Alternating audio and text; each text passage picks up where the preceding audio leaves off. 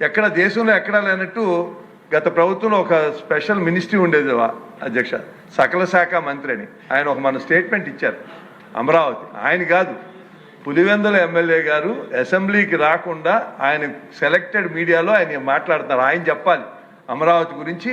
ఆయన ఇప్పుడు ఏమనుకుంటున్నారు, 3 ముక్కలాట ఉందా ఏమైనా, ఆయన ఉద్దేశంలో ఏం జరిగిందో చెప్పాలి. ఒకసారి సభ్యులకి చాలామందికి తెలవని ఒక ఇంట్రెస్టింగ్ ఇష్యూ మీ ముందు చెప్తానంటే మైండ్ సెట్ ఎలా ఉంటుందని.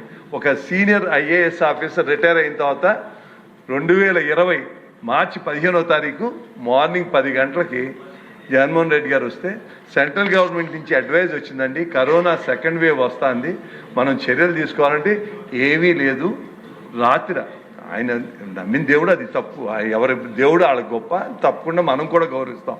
ఆయన నమ్మిన దేవుడు ప్రభు నాతో మాట్లాడాడు, కరోనా సెకండ్ వేవ్ రావటం లేదు, యూ డోంట్ బాదర్ అన్నాడు. వాళ్ళకి ఏం మాట్లాడాలో తెలవాల.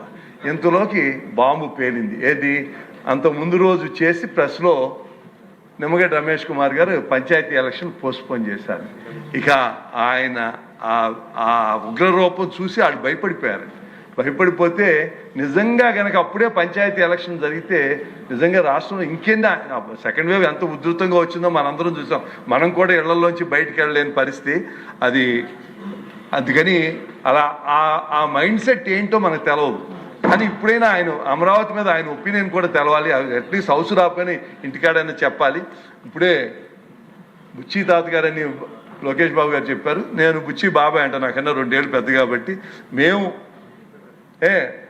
ఉండగానే ఇదే మా లాస్ట్ టర్ము, ఇదే ఉండగానే మాకు అమరావతి బిల్డింగ్లన్నీ నారాయణ గారు మీరు మాకు చూపిస్తారు, మనందరం మేము వెళ్ళి అక్కడ మా క్వార్టర్స్లో మేము ఉంటామని ఆశిస్తూ తప్పకుండా మీరు చేస్తున్నానికి మనస్ఫూర్తిగా అభినందనలు తెలియజేస్తే సెలవు తీసుకోండి. ఈశ్వరరావు గారు.